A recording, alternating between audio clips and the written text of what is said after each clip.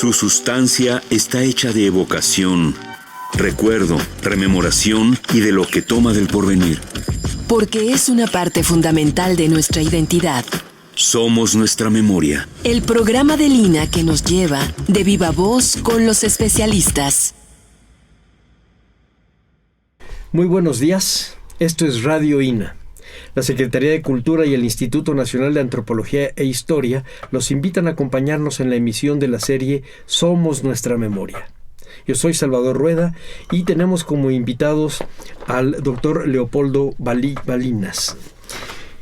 ¿De dónde viene tu apellido, doctor? Es gallego, totalmente gallego.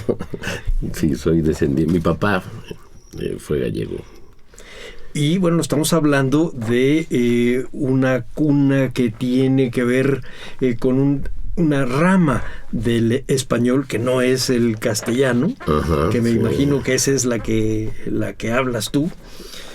No, yo creo que mi papá hablaba gallego, yo hablo español. Puro castellano. No, español.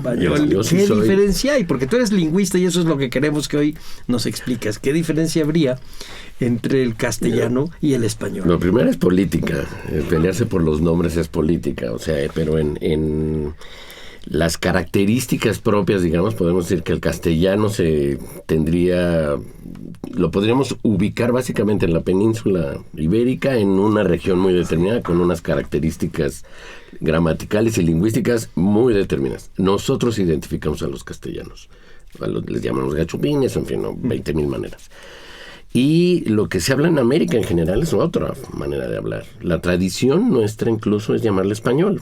O sea, se llamó en su momento lengua nacional, en mis tiempos niños. Sí, hace 50 años todavía era así. Y el nombre con el que uno haría búsquedas científicas en Google o en cualquier cosa es español, ¿no? O Spanish. Uno no va a buscar Castilian, es decir, realmente el nombre de la lengua para fines, voy a llamar científicos, es español.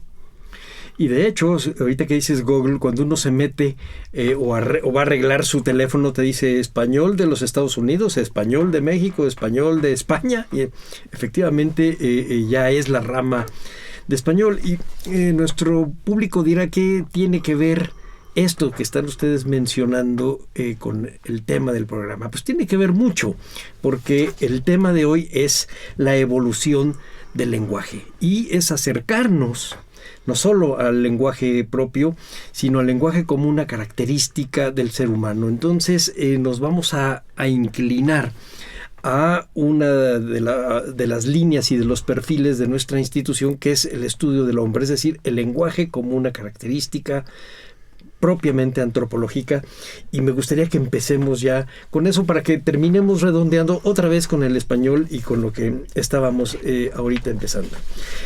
Leopoldo, platícanos exactamente cómo definirías tú el lenguaje. ¿Qué es el lenguaje? Bueno, en realidad hay dos grandes acepciones del lenguaje. Uno, la definición amplia, que es cualquier sistema de significación o de comunicación. Okay. Se incluye con eso las máquinas, a los animales, el arte, o sea, cualquier cosa. Es cierto, o sea, es una acepción válida y científicamente abordable la del lenguaje. Pero hay otra, la acepción más reducida, la más particular, que es de manera muy simple la capacidad humana para hablar y entenderse, por supuesto, ¿no?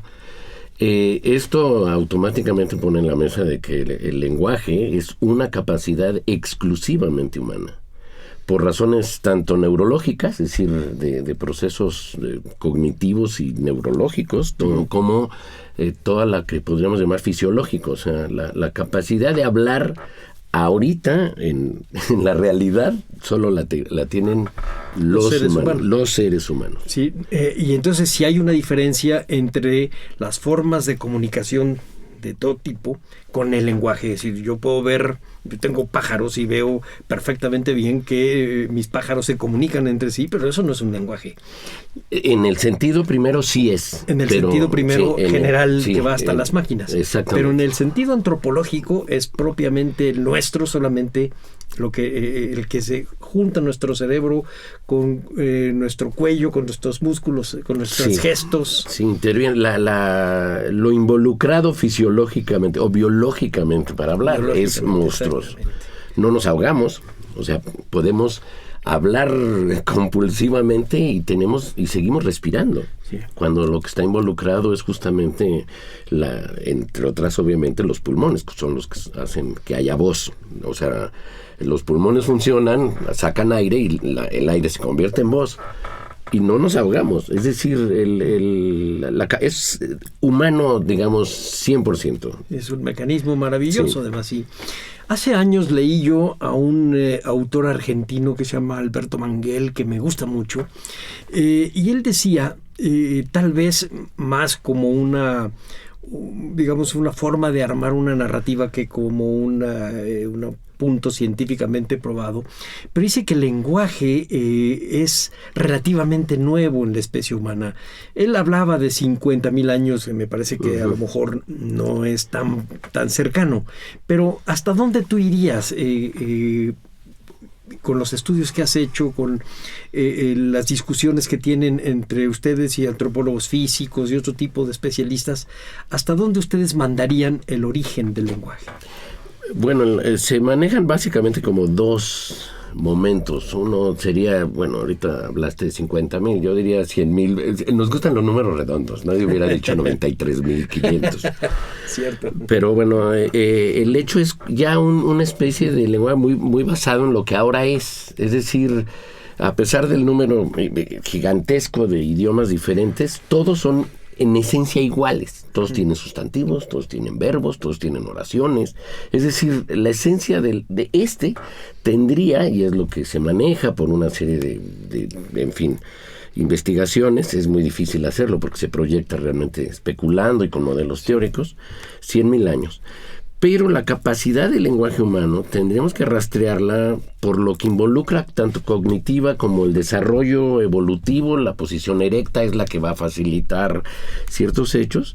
Yo lo mandaría desde de las épocas ya Homo. O sea, 250,000 para atrás. No, incluso todavía más, sí. Sí. Es decir, la capacidad biológica de categorizar, lo estoy diciendo casi como herejía, pero yo sí lo defendería.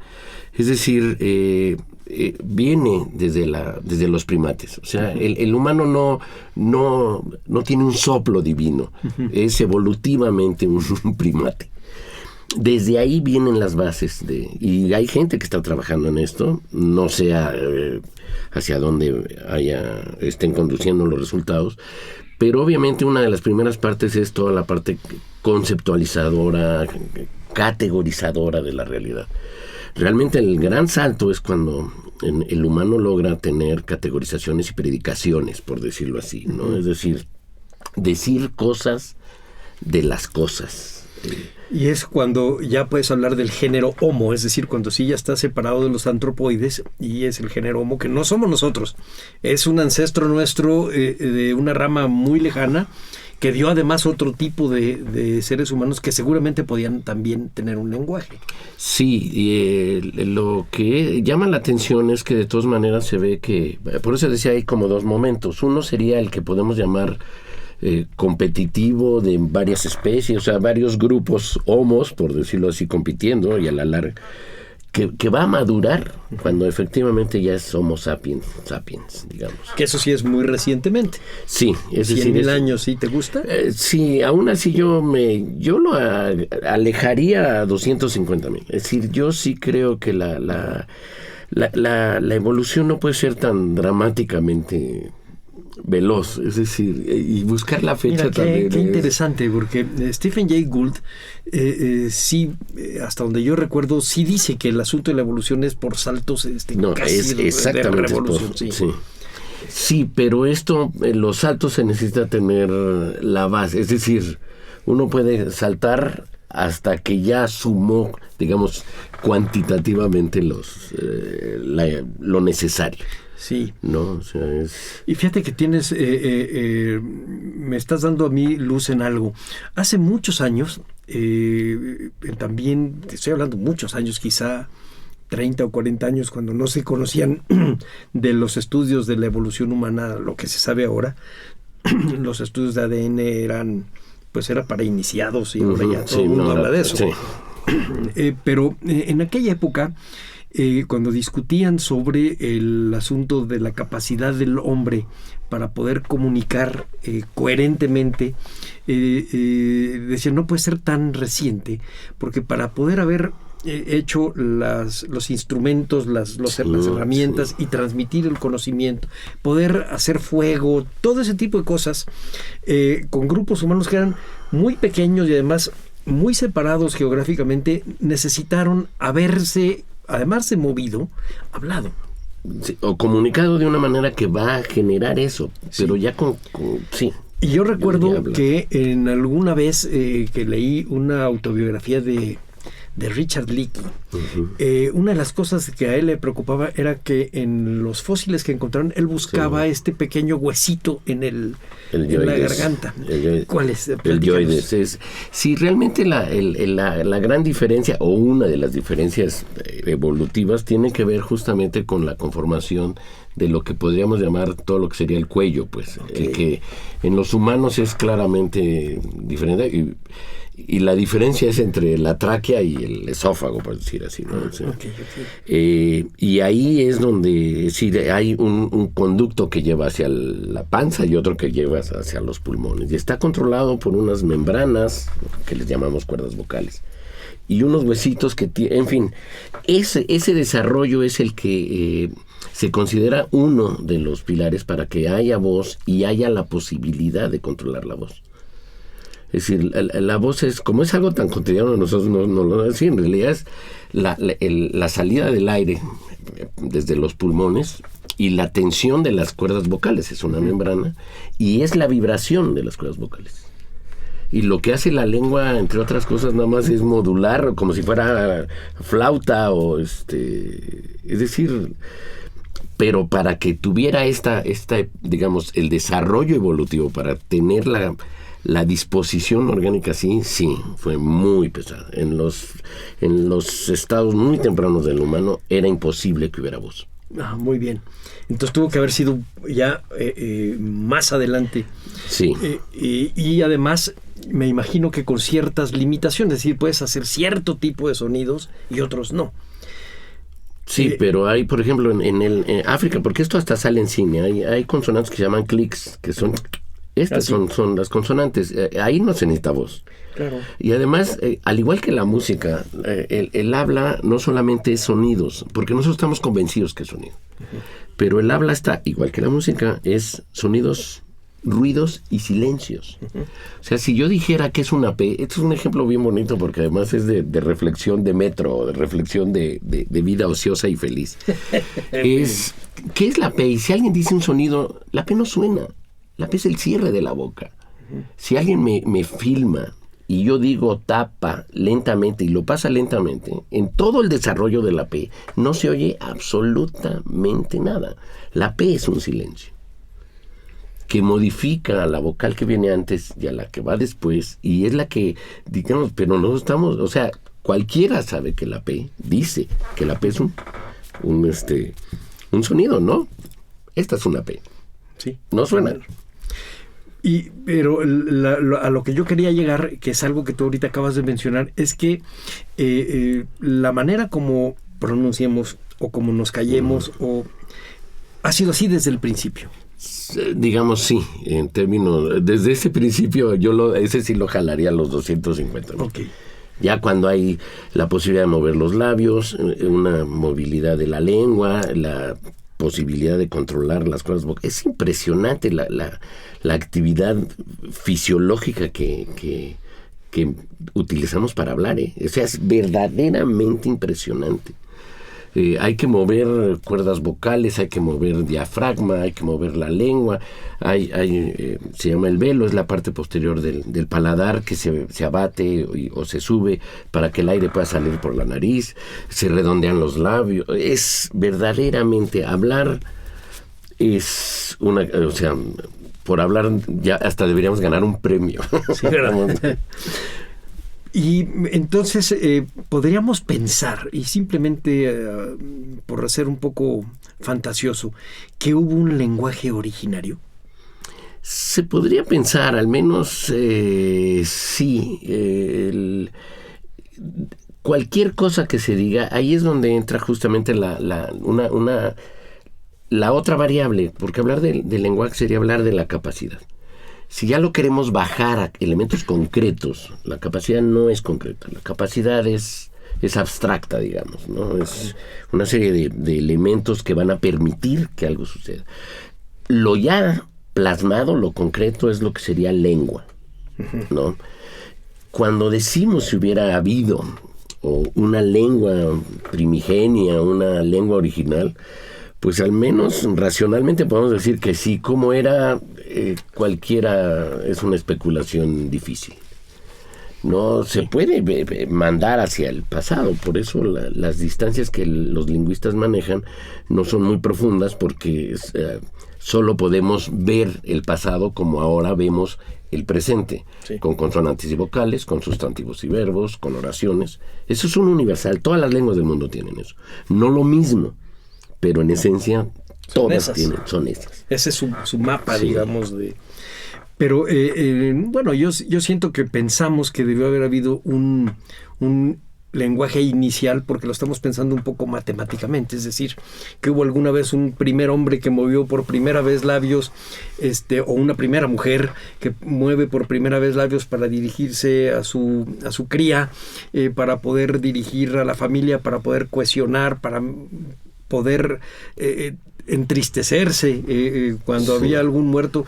Y entonces esa primera vez que sale la primera voz juntando todos los mecanismos que ahorita nos acabas de explicar, debió haber tenido una escucha que le empezó a dar forma y empezaron a crear un primer lenguaje. Digo que es un poco matemático porque pareciera que estamos manejándonos la idea del cero. Quizá debió haber sido mucho más complicado. No, es mucho más, sí. O sea, si fuera una analogía con el cero, no estaríamos pensando en el 10 millones. Sí, es decir, la primer lengua debe haber sido un fenómeno social, necesariamente, dialógico, necesariamente, con características, digamos, humanas particulares, como la existencia del yo. Sí. Es decir, la identidad del ser sujeto, cosa que no todos los animales tienen, por ejemplo, pero en la lengua está. Es decir, la capacidad dialógica lo que hace es no solamente dividir la realidad en dos partes, sino en darle a alguien, el que habla, todo un discurso que lo va a perder cuando el otro toma la palabra, porque va a tomar exactamente los mismos términos. Sí. ¿No? El yo, el aquí y el ahora son elementos... Pero estamos ya hablando de un tiempo mucho más... 250,000 números redondos. Exactamente, y cuando a lo mejor de este cero del que estoy hablando, debió haber empezado quizá con una sola palabra y un solo sonido, ¿me entiendes? Algo que no era ya armado. Es decir, a lo que me refiero es que para gente como yo, que no estamos cercanos a esto, nos pesa la idea de Babel, finalmente. Sí, ese mito que finalmente no es más que la reflexión que algún día hace 4,000 años tuvo alguien de que tienes lenguas, y que tienes lenguas distintas y que te identifican. Sí, la cosa era, si nos hizo Dios a su imagen y semejanza, ¿qué idioma hablaba? Entonces no les checa el modelo. Entonces necesita una Babel. Sí, pero esa ya en realidad es una reflexión medieval. Anteriormente, sí, el problema no era si era imagen y semejanza, sí, sino era que todos hablaban un solo lenguaje, que quisieron armar una torre para llegar al cielo, y ahí es donde Dios no los dejó. Pero el chiste es que el mito nos hace pensar que hubo un lenguaje inicial y después de ahí derivaron todos los demás, cuando a lo mejor empezó con ruidos, ¿verdad? Empezó con otra cosa. Sí, pero al momento que qué bonito, porque a pesar de que sea ruido, de hecho le llamamos voz porque somos muy prohumanos y bien positivos, pero son ruidos. O sea, en realidad, si un ruido ya tiene sentido, tiene un referente afuera de sí mismo, si se convierte en signo, y si es signo debe haber otro al que se oponga. Es decir, en realidad esto es geométrico. O sea, por eso la parte cero, y por eso brinco cada rato, ¿no? O sea, es decir, siempre se formaron los elementos en pares. Nunca es uno. Okay. Para que sea uno se necesita el contrario con el cual se opone, para que éste tenga valor. Al tener este valor le da valor al otro. Es decir, y podemos ir geométrico. El fenómeno cognitivo y lingüístico es verdaderamente monstruoso en su capacidad. No dudo que, como dices, que haya habido la idea de que alguien agarrara una piedra y dijera y entonces asumieran que al momento que hace esto hay un no ¿no? Es decir, que niega sí, hay un opuesto. La dinámica por oposición, por contraste, por valores positivos y negativos es lo que realmente hace al humano humano. Porque el humano tiene la capacidad de oponer. Pero fíjate qué interesante, si todos pensáramos, así como ahorita lo estás explicando, la idea de la historia humana sería totalmente diferente. Sería mucho más antropológica. Pues sí, ojalá debería de ser así. No, claro. Sí. Pero porque funciona de otro modo. Te voy a cambiar un poquito el tema. Sí. Hace unos quizá 35 años por ahí, éramos muy amigos, un grupo de historiadores de la Dirección de Estudios Históricos, éramos muy amigos del maestro Leonardo Manrique. Uh-huh. Y él nos platicaba, él era el lingüista del INA. Para nuestro público, debo decirles que era una de las grandes figuras de la lingüística en nuestra institución.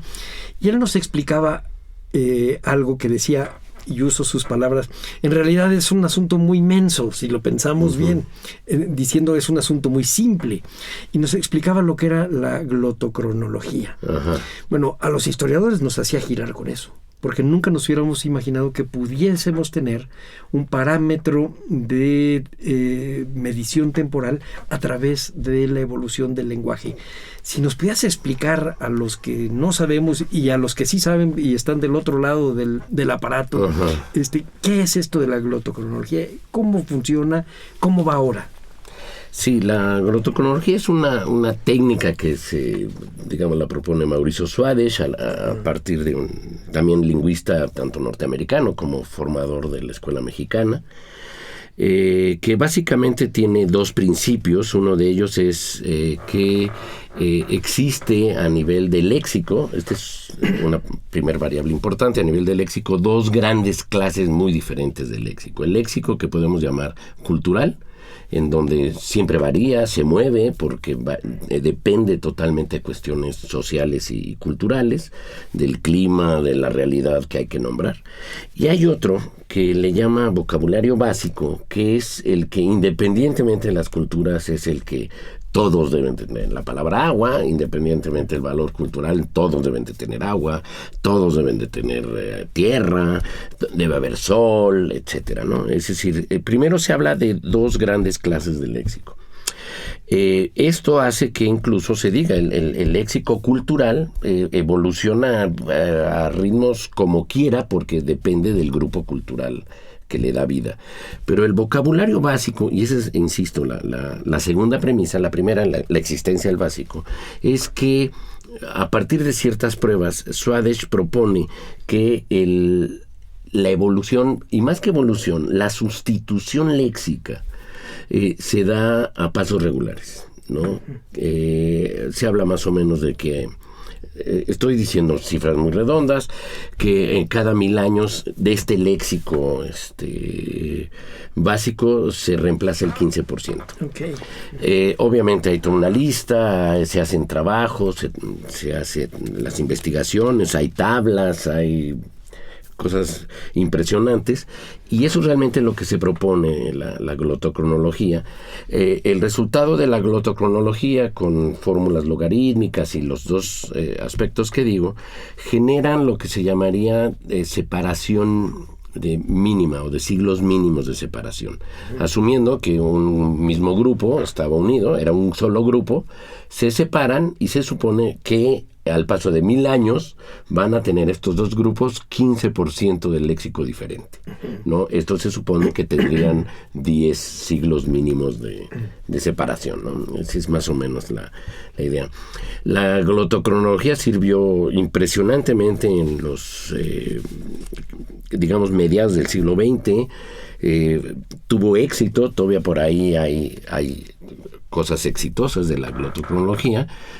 Para mí no, yo soy un detractor de la sí, o sea, no puedo, es decir, no hay nada fuera de la cultura, el vocabulario básico, incluso el ejemplo que yo decía, agua, por ejemplo, sí, es cierto, es universal, pero el agua, por ser apreciativamente o culturalmente apreciable, va a estar en el juego.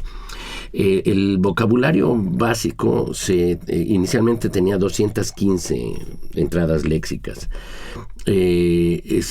Por razones de críticas y precisiones, etcétera, ha sido un trabajo largo de especialistas. Se redujo a 100, y 100 era la mejor manera para hacer porcentajes. Es decir, ya uno no necesitaba hacer porcentajes, era contar su lista, ¿no? O sea, y la otra es que en realidad la lengua no es léxico. Es decir, lo que uno ve es, si nosotros pudiéramos rastrear nuestra diferencia con el francés, verdaderamente encontraríamos, y eso coincidiría. Ese era uno de los argumentos que se manejaban, ¿no? O sea, porque con las lenguas europeas sí se puede rastrear el léxico, porque se tiene evidencia escrita en la era cristiana. O sea, uno puede ir viendo el léxico que se mueve. Y además con la lengua madre, el latín de Roma, además. Sí, que uno lo puede ubicar y lo puede rastrear. Sí. Pero eso se va de las manos. Ya no resulta el 15%. No hay valores muy difíciles. Doy un ejemplo bonito. El caso del yo. El yo es un universal, decíamos, ¿no? Pero si yo dijera, ¿cuál es la forma yo en francés? O el inglés, para ponerlo. Bueno, no importa, cualquiera de los dos. En español es el yo, la forma libre. Pero en francés e inglés no es el ni je ni el I, es mi o es moi. Es decir, cuando uno habla y quiere decir yo, no dice je en francés. No, dice moi. Sí. Pero tiene je. Es decir, ahí el analista tendrá que decidir si ese yo es el mismo, ¿no? Cuando uno dice, pues es que a la larga, pues sí es yo, pero no es yo. O sea, es yo para unas cosas, cuando es sujeto, pero no es yo porque cuando es tú y yo, no es. O sea, no se usa, como en español, tú y yo. Se usa otra construcción, se usa los que nosotros llamaríamos pronombres dependientes, ¿no? Se usa el me o el... Sí, es decir, como si yo en español dijera tú y me, o tú y mí, en fin, ¿no? Y hay otros verbos que en lenguas el singular y el plural es diferente. En muchas lenguas mexicanas el verbo morir es uno cuando es singular su sujeto y es otro cuando es singular es plural su sujeto. O sea, ¿cuál se toma? No, o sea, son discusiones verdaderamente casi de América Guadalajara, aunque creo que eso ya está muy rebasado, pero sí, mi posición es básicamente que no, o sea, la lengua, el léxico no es esencial cuando uno dice esto se oye herejía, de la lengua. Lo que es esencial de la lengua es la gramática, ¿no? Y la construcción del universo categorial de la gramática, las llamadas categorías gramaticales, el tiempo, el género, todas esas cosas que incluso nos cuesta trabajo hacer. Y el léxico es, pues sí, es un tinte o una cola de caballo, es decir, es accesorio. Es un accesorio, exactamente. Es un accesorio. Es un capital, si queremos incluso utilizar términos más elegantes. Todos los que estamos aquí, así voy a estar haciendo un absolutismo, tenemos exactamente la misma gramática del español, los que estamos aquí, pero no tenemos el mismo léxico. El léxico no lo dejamos de aprender, nunca, siempre está.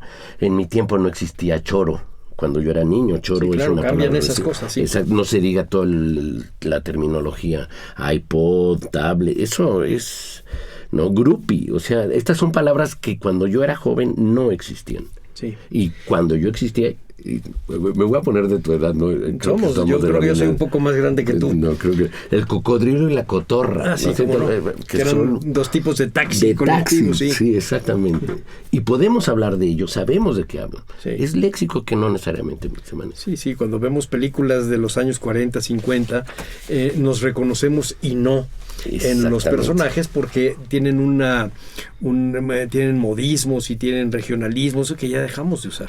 Exacto. Pero ahorita vamos a regresar tanto al léxico como a la gramática, y vamos a irnos un poquito a asuntos que tenían que ver con, creo yo, la parte positiva de la glotocronología, que era ponernos a pensar.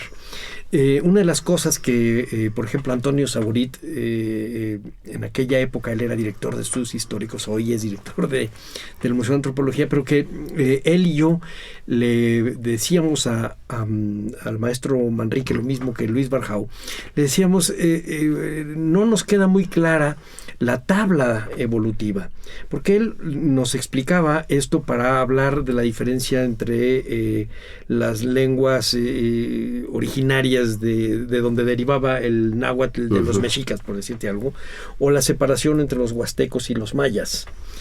Le decíamos, suena muy bien cuando estamos hablando de una tabla como si fuese una tabla de logaritmos, pero no suena bien cuando ya estamos hablando de seres humanos y de una historia. El tiempo ya no nos da. Ya no nos da, debería ser mucho más grande, los tiempos deberían ser más laxos, o al revés, la revolución mental tendría que ser mucho más rápida, de tal manera que la posibilidad de que ya no pudiésemos entendernos fuera casi en la misma generación. Y él decía, bueno, realmente esta parte se las dejo a los historiadores. Lo que a nosotros nos toca es decir que hay una evolución en el lenguaje. Olvídense si es cada 1000 años o cada X tiempo. Hay una evolución en el lenguaje que sí va creando grupos humanos. Y esa parte nos gustaba mucho. Sí, ciertamente ibas viendo cómo hay una otra historia, un segundo piso de la historia, que te lo da el estudio de la lingüística. Eso me parecía padre. Recuerdo yo que también mencionábamos algún texto de Borges, en donde él decía por qué en castellano la luna tiene un género y en alemán tiene otro. En alemán es masculino o neutro y en nosotros es femenino. Ahí hay un asunto que es mental. ¿Cómo se crean los géneros? Bueno, el género en términos reales es un clasificador arbitrario de las lenguas, que en las lenguas romances básicamente, bueno, de hecho yo puedo decir que las indoeuropeas, digamos, occidentales, por una maldición de la terminología se asocia con masculino y femenino, pero en realidad es totalmente arbitrario. Si tuviéramos usando es arbitrario, o sea, es una regla que el español deba de tener uno de dos géneros, ya sea masculino o femenino. Es arbitrario en todas las cosas que son, primero, inanimadas. Pero viene una palabra del inglés que no tiene género, ahorita lo digo de manera simple, y entra al español, automáticamente debe tener género. No importa cuál. Internet entra, ya sea femenino, ¿sí? La internet, o ya sea masculino. Pero en el mundo sexuado, pero en el mundo culturalmente relevante de la sexualidad, ¿sí? Ahí coincide el género masculino con el sexo. De ahí, de una proporción mínima, o sea, es pequeñísimo el universo léxico del español que hace esa oposición. Sí, se proyecta y se asume que género es sexo. Claro. No, para nada. Es decir, es una maldición. Si se hubiera llamado, qué curioso sería, si hubiera llamado en lugar de género masculino y femenino, género O y género A, o género 1 o género 2, hubiera funcionado. El dilema es en las lenguas como el alemán o las lenguas que tienen neutro, o el ruso. El género en ruso, en las lenguas eslavas, es por la terminación de las palabras. O sea, es otro tipo de marcar la arbitrariedad. El ruso determina que lo femenino nominativo va a ser masculino si termina en consonante, femenino si termina en A. Lo estoy diciendo de manera muy simple. Es arbitrario. No, pero lo estás diciendo de una manera simple, pero muy provocadora, porque casi te podría decir que una de las siguientes reformas que tiene uno que hacer en la escuela es quitar esta carga de sexo al género, porque se vuelve incluso hasta ideológico. No, es ideológico, porque hay una parte de la lengua que es inseparable de la identidad y la cognición. Sí, es decir, es como... La lengua es, o dicho de otra manera, es la parte social del pensamiento. Okay. El pensamiento es lo subjetivo. Pero si yo quiero socializar el pensamiento es la lengua. Y curiosamente la lengua es la misma materia prima del pensamiento. Solo puedo pensar lo que mi lengua permite. O sea, solo puedo pensar en el color blanco. Es decir, si yo dijera que hay 2 colores blancos, sí, nos cuesta trabajo, porque para nuestra cultura, nuestra experiencia y nuestro discurso que armamos, el blanco es un color absoluto, ¿no? Es decir, cuesta. Uno diga, ni modo que haya blanco claro y blanco oscuro. O qué hacer. Y cuando uno le dicen que en lenguas como el náhuatl o en las lenguas tarahumaras tienen 3 blancos y 3 negros, ahí sí ni siquiera sabemos qué pensar, ¿no? O cosas tan... Es decir, la relación lengua y pensamiento es tan estrecha, y la parte social de lengua y pensamiento es donde está la parte tanto identitaria como afectiva. Entonces, en realidad, cualquier cosa se racionaliza de manera ideológica y toma el rumbo que sea. Solo en español se da esta batalla de géneros tan políticamente apasionada, niños y niñas, o como diría la maestra Elba Ester, periodistas y periodistas, ¿no? Es una joya, porque obviamente sabía que había masculinos y femeninos, pero a la larga es lo mismo, ¿no? Y eso para no hablar de que puede haber sinónimos para hacer, para una soria. Me dicen ahora, por ejemplo, en cabina, que los esquimales para referirse a la nieve tienen muchas palabras. Bueno, en castellano igual tenemos muchas palabras a veces para... no hay tan... Blanco fue demasiado absoluto, ahí sí, no me dejaste muchas salidas, pero para hablar de sillas, para hablar de casas, para hablar de lo hueco, de lo vacío o de lo lleno, a lo largo de los últimos 4 siglos, el castellano ha tenido muchas maneras de referirse, incluso algunas que ya no conocemos. Una de las dificultades para entender la literatura barroca es que para ellos el mundo estaba totalmente lleno. Ajá. La palabra vacío no era tan simple como para nosotros. Sí, bueno, ajá. Por ejemplo, ahí es interesante, igual el hecho de tiempo y verlo como una cuestión desplazable tanto para adelante, para atrás, solo podemos tenerlo nosotros. Es decir, en otras culturas es impensable porque ni siquiera hay palabra tiempo, ¿no? O sea, es por la parte realmente cognitiva la que está. La parte cognitiva está amarradísima a la lengua. Y los sinónimos, por ejemplo, en el caso del español, es un ejemplo bonito.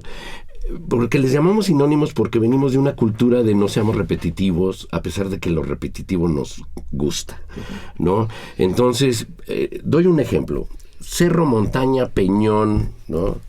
En la misma Ciudad de México. Y cuando decimos cuál es la diferencia entre el peñón de los Baños, el Cerro de la Estrella, ¿sí? El Ajusco y los volcanes. Y las teorías para hacer las diferencias, cuando en realidad son elementos, digamos, arbitrarios de designación. Claro. ¿No? Sí. Porque a la larga, hasta el Ajusco es un volcán. Sí, claro. El Peñón fue un volcán. Y cuando vas a las lomas, bueno, sí, a las lomas, exactamente, ¿no? Exacto. Sí. Bueno, vamos a aprovechar tantito que en el español existe el tiempo para decir que estamos al tiempo de la mitad del programa. Uh-huh. Y recordarle a nuestro público que el tema de hoy es la evolución del lenguaje y estamos platicando sabrosamente, a ver si nos dices algo de esa palabra, uh-huh, con el doctor Leopoldo Baliñas. A ver, doctor, vamos a regresarnos otra vez un poquitito al asunto del léxico y al asunto de la gramática. Uh-huh. Platícanoslo como si tuvieses que darle una clase a muchachos de primaria, pero me parece que es muy importante lo que estás diciendo. Sí, digamos, sería como la gramática serían como las reglas del juego. O sea, la analogía que se hace con el ajedrez es una de las analogías más afortunadas en términos de efectividad, desafortunadas porque ya no todos saben jugar ajedrez. Pero lo podemos decir para que no sea tan juego, como se llamaba, deporte mental. Cualquier deporte tiene reglas, ¿no? O sea, si vamos a jugar fútbol, hay reglas. Si vamos a jugar béisbol, hay reglas. Las sabemos, aunque no lo practiquemos. Vamos a jugar una cascarita de fútbol, ¿no? Lo que hacemos es muy curioso. Lo que hacemos es poner en escena. Y pensemos que no tenemos pelota, era lo que pasaba en la y agarramos un frutzi, ¿no? Se ponía lleno de papel y era el balón. decir, lo accesorio, el frutzi o la pelota, las 2 piedras o la portería verdadera, el tamaño del campo, eso es lo que sería el léxico. Varía, se adecúa, es efímero, no hace del fútbol el fútbol. El fútbol es definido por las reglas del juego. Que es jugar solo con los pies, tratar de meterla a una portería, sí. Solo el portero. Bueno, hay una pieza distintiva que es el portero, el único capaz de agarrarlo, aunque no todas las, modalidades de futbolito el portero puede. Sí, pero digamos que las reglas son básicamente las mismas. Exactamente. Y a veces ni siquiera las sabemos. Recuerdo yo por ahí una frase de Humberto Eco que decía que un niño, sin que tenga que conocer de gramática, sigue las reglas gramaticales de su propia lengua. No se equivoca en eso. Sí, porque no pasa por la conciencia. Es decir, como está tan interiorizado con el pensamiento, toda la parte gramatical, bueno, le llamamos reglas porque venimos de una cultura donde el código lo hacemos reglas, ¿no?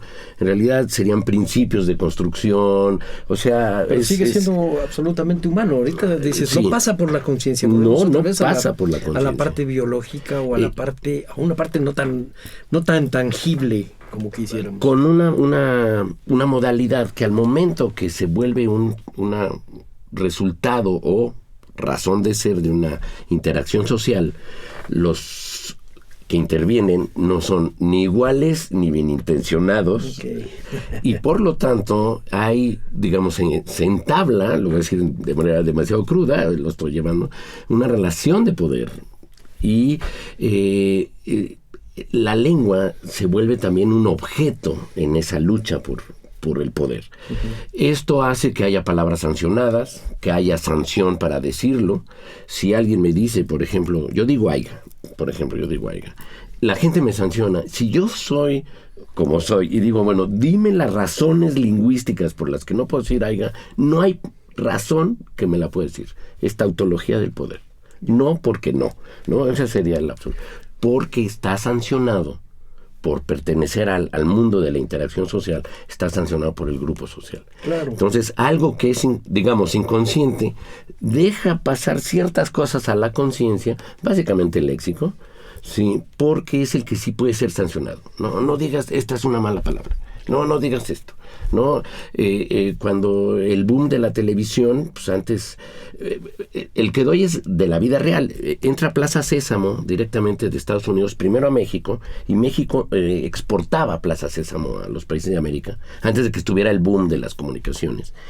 Y hubo una crisis, porque el modelo era una vecindad de México, pero no podían hablar como una vecindad, porque si no, no lo iban a entender los demás países de América. Y entonces estaba prohibido usar palabras como cubeta, o sea, formas muy regionales, no podíamos usar banqueta. Es muy interesante porque se cuidaba un léxico sancionado con la idea de que el léxico era el responsable de la comprensión. La comprensión no está en el léxico, ¿no? Es decir, la comprensión está en la interacción social. Pero son ejemplos en donde lo que se pone en escena son justamente que, a pesar de ser inconsciente, a pesar de que hay una carga biológica, por estar en el escenario social, está amarrado, arrastrado a la cultura total. Totalmente. Exactamente. Claro. Valorado, apreciado. ¿Por qué bonito es menos bonito que hermoso? O sea, ¿por qué si veo una mujer y si digo es una mujer bonita, tiene 9, pero si digo que es una mujer hermosa, tiene 10? O sea, ¿qué hay en hermoso que me dice que bonita será el diminutivo que está ahí escondido en bonita? Estoy jugando. Pero está perfecto, porque es eso. Finalmente hay una carga de valor que le estás dando, además hoy. Quizá hace 20 años no tenía nada que ver, a lo mejor era hermosa, era mucho mejor palabra. Sí. Pero bueno. Vamos también a dar un pequeño salto hacia atrás, otra vez hacia el querido maestro Manrique, y me vas a perdonar que de alguna manera le estoy haciendo un homenaje, lo extraño, debo decirlo. Sí. Y una de las cosas que platicábamos también con él era ¿qué lenguas fueron las que pasaron con los hombres de Bering a América? Híjole, ahí hay varias propuestas. En realidad, una de las más duras y sostenibles, digamos, es la que al menos yo creo y mantengo, que en realidad hubo solamente 3 lenguas, ¿no? Y una de ellas entró muy tardíamente, ¿no? O sea, es Greenberg, uno de los grandes defensores de que el número impresionante de lenguas americanas se pueden, digamos, agrupar en 3 grandes grupos, en fin, que serían básicamente las amerindias, casi todas, las Narene, así llamadas, es un grupo de lenguas básicamente en el norte de América, y las esquimales, ¿no? Que son las norte, sí. Pero estoy hablando de formas muy macro, muy. Y esto tiene que ver también con esta idea de cuánta gente pasó. Es decir, cuánta gente se puede mover a través de terreno helado, nevado, es decir, cuánta gente sobrevivió, etcétera, etcétera. La diversidad lingüística actual en América es monstruosa. Sí, claro. Monstruosa.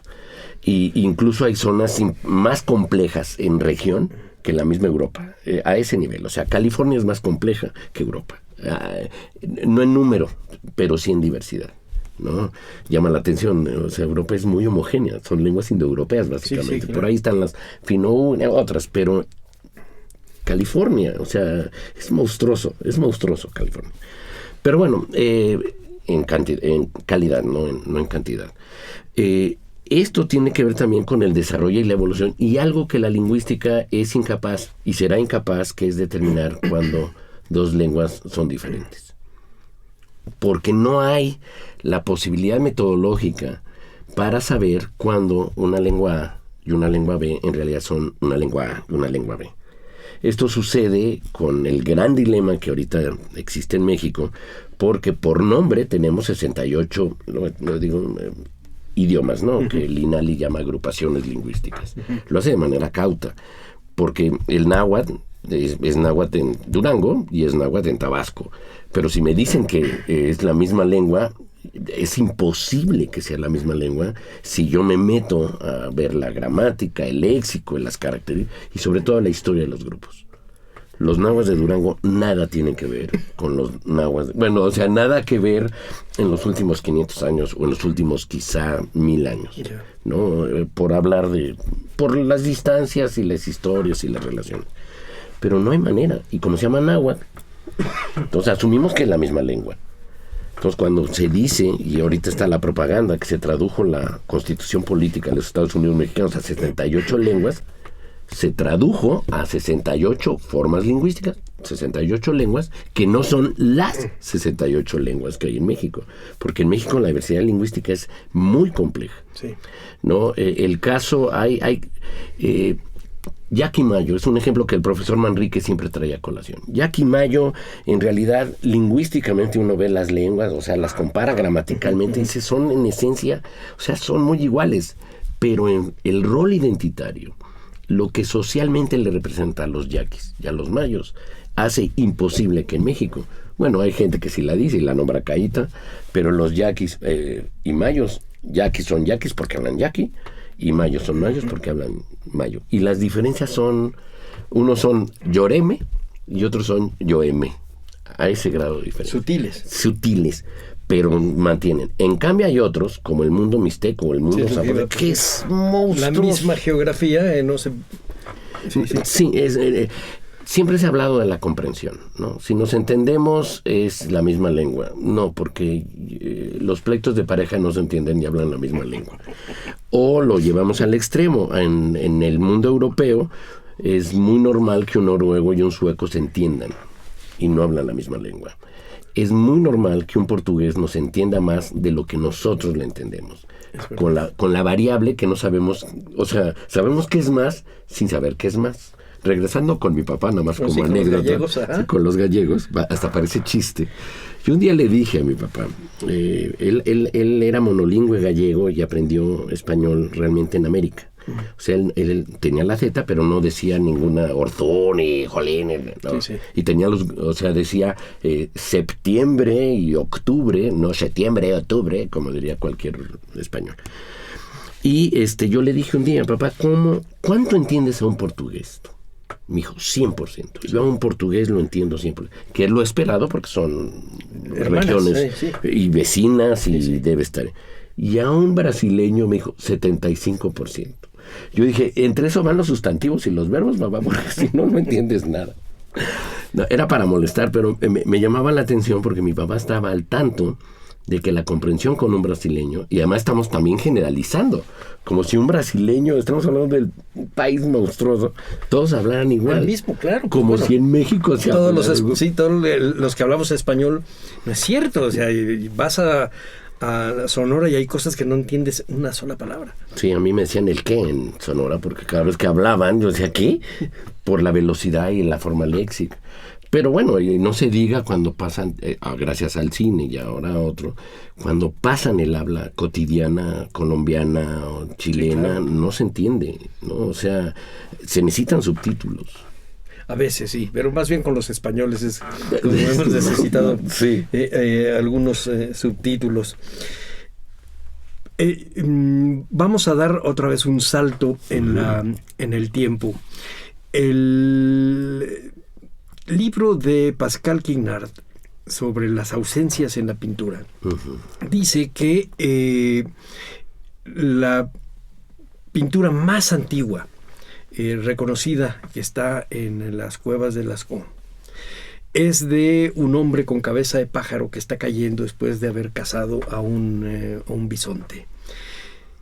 No tenemos una sola palabra de lo que hablaban ellos, no tenemos la menor idea de cómo eran los ritos, no tenemos la menor idea de qué quería decir. Y sin embargo, es posible interpretarlo y es posible que quienes lo vieran sin necesidad de palabras supieran qué se dice. Es decir, hay otro lenguaje que no necesariamente es el que estamos hablando nosotros, que es el de los sonidos.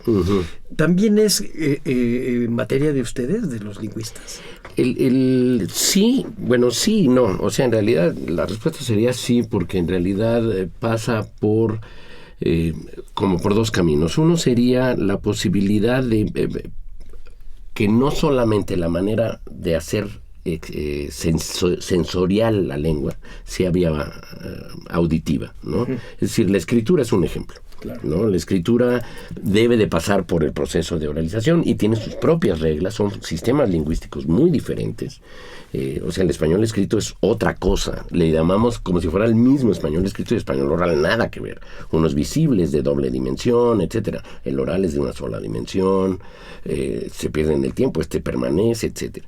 Y están los otros, los de señas, que son de 3 dimensiones, y los que podemos llamar más semióticos, más de la representación, toda la simbología, sí, el no fumar, etcétera, etcétera, ¿no?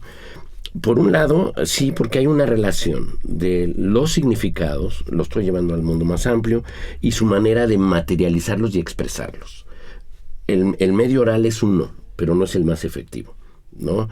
El hecho de que la palabra peligro se vea más fácil de rojo, esa es una efectividad que la lengua no tiene, porque peligro es una secuencia de sonidos, sí, pero el rojo se vuelve visual, etcétera, ¿no? O sea, hay vías diferentes.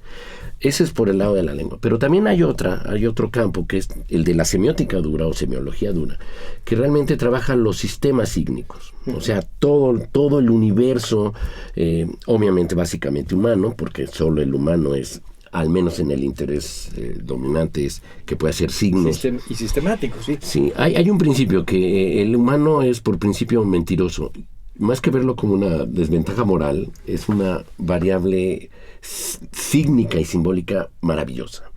Porque mentir equivale a tener humor, a tener estética, ¿no? Es decir, se inundó de llanto, o sea, en términos lógicos eso es una mentira, digamos. Pero el juego metafórico, ¿sí? Es decir, solo puede mentir y jugar con la lengua, formar poesía, formar signos, el humano. Y en el mundo visual también. Por lo tanto, también las manifestaciones llamadas artísticas, porque nuestro medio en nuestra actualidad lo artístico está en oposición a algo que no sería tan artístico, pero le apostamos. De hecho, el Museo de Antropología es de arte, en realidad, ¿no? Tenemos ahí una buena plática con eso. Con eso, sí. Pero bueno, pero es porque es una capacidad humana. Es decir, a la lingüística le interesa porque hay maneras en donde la lengua sí se está materializando. Pero también puede ser pertenecer o ser objeto de una disciplina mucho mayor, mucho más complicada, que sería la semiótica, ¿no? La ciencia de las significaciones, de qué procesos, qué reglas hay atrás de eso. O sea, hay situaciones, cuando se habla del cine, por ejemplo, y de las experiencias del cine, como nosotros es algo tan cotidiano de ver la realidad en 2 dimensiones, o incluso los mapas, ¿no? Cuando aparecen los mapas, el mandar la realidad de 3 dimensiones a 2 equivale a una revolución cognitiva fuerte. Esto, obviamente, es cualquiera, bueno, yo me siento capaz de leer mapas, pero hay gente que no puede leer mapas. Y no puede, y no podrá nunca, porque no tiene, digamos, o sea, no ha aplicado la regla, por decirlo, el conjunto de reglas. Eso se ve cuando te acercas a otro museo que también es de arte, aunque no lo digamos, que es el de historia. Uh-huh. Y te acercas a mapas del siglo XVII y no entiendes por qué el oriente está en el lugar del norte.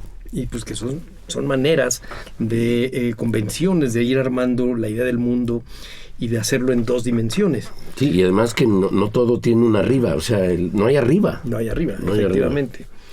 Y curiosamente, en ese tipo de mapas sí hay arriba. Y el arriba es el arriba real, es decir, el del vuelo del pájaro. Uh-huh. Porque tú estás viendo el mapa desde arriba. Había que leerse poniéndolo en el piso, como los códices. Sí, y irles o moviéndose uno o darles vuelta. Sí. Pero si vemos el asunto de los significados en el arte, y estaríamos metiéndonos con una línea de lenguaje que hemos ido perdiendo poco a poco y que ahora que se recupera con las tabletas, los teléfonos, se critica. Es decir, una de las críticas que más escucho yo es: los niños ya no leen, ahora ven imágenes. Le dices, bueno, a ver, maestro, en el siglo XVIII los niños no leían y veían imágenes. Estamos recuperando una parte del mundo, una forma de ver al mundo y de representarlo que existía mucho antes que la escritura. La escritura tiene 5,000 años. Sí, es muy la pintura tiene 30,000 años.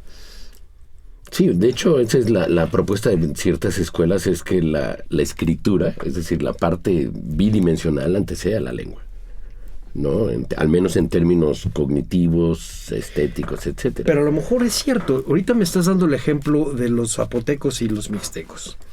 Pero si les pones una urna mixteca, a zapotecos y mixtecos reconocen que ese es un ser humano que tiene 5 dedos, que tiene una voz y que servía para algo.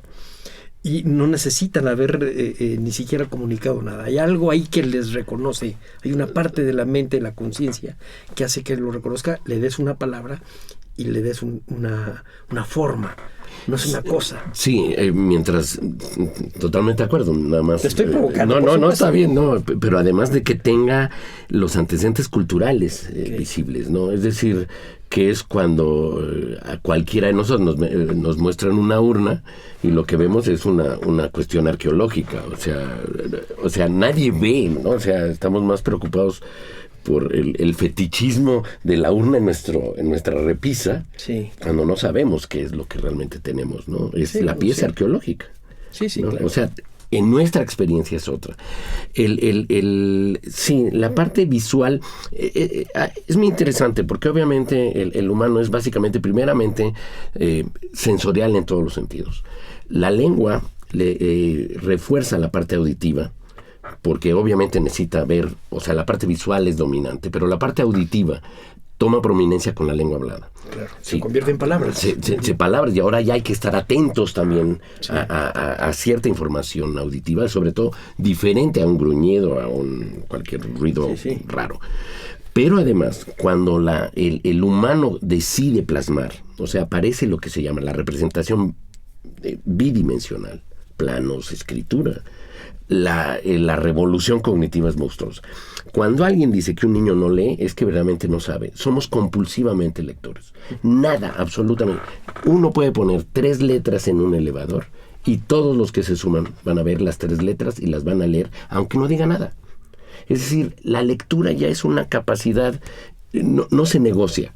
Es como decir, no quiero oírte, ¿no? Y uno sigue hablando, uno no puede cerrar los oídos. Si uno está viendo letras, por eso la propaganda y la publicidad es tan efectiva. Decir que no leen no lee lo que el modelo cultural dice, leer libros, además cierto tipo de libros, ¿no? O sea, que no lean la prensa, que lea...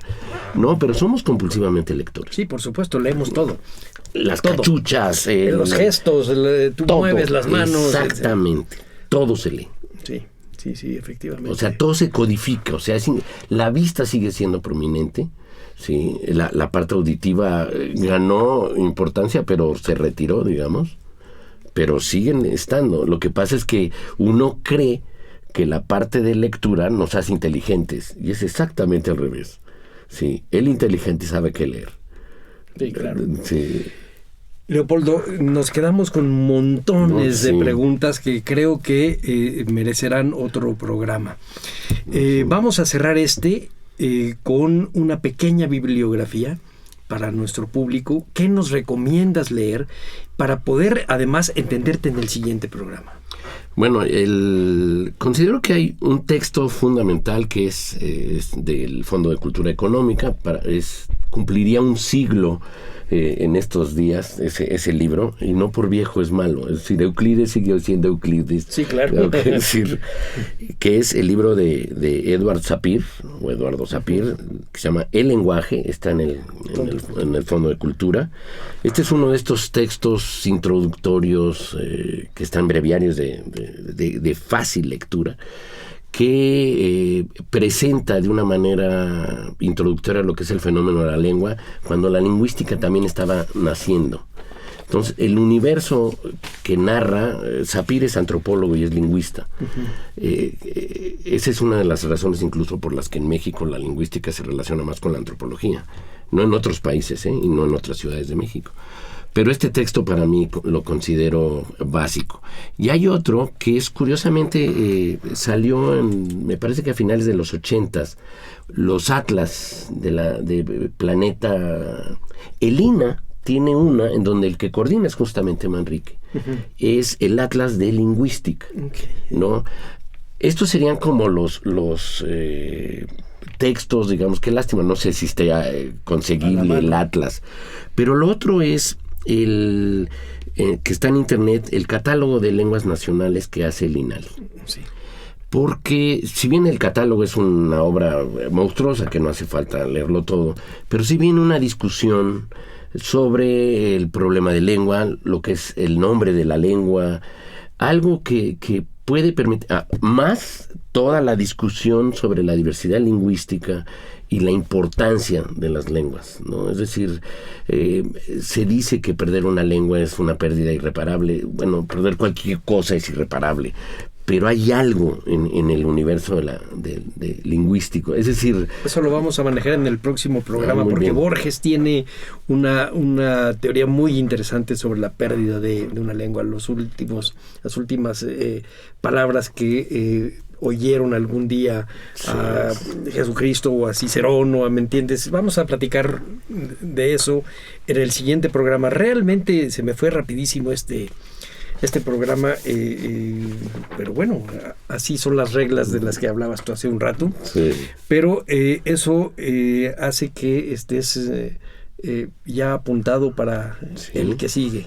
Sí, con mucho gusto. Y llegaremos además con las lecturas hechas, porque yo sí tengo algunas preguntas que hacerte para lo que quería yo sentarme aquí contigo, que tiene que ver con el español en particular, con la evolución del español, y que era con lo que empezamos provocándote un poco con el gallego y tu papá, pero era un poco el tema que lo vamos a dejar entonces para la siguiente. Bueno, está el de La Torre, los 1001 años. Ciertamente, del Colegio de México. Del Colegio de México. Es verdad.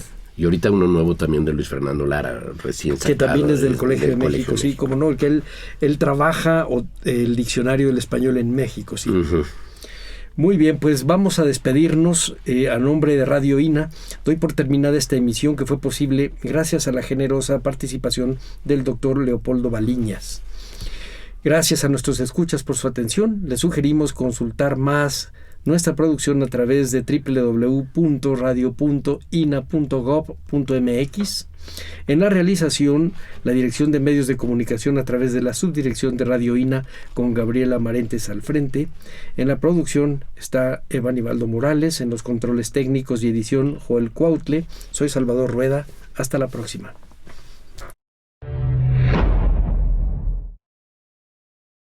Las opiniones y comentarios aquí expresados son de entera responsabilidad de quienes proporcionan la información y no representan necesariamente las opiniones de Radio INA ni comprometen el pensamiento editorial del Instituto Nacional de Antropología e Historia.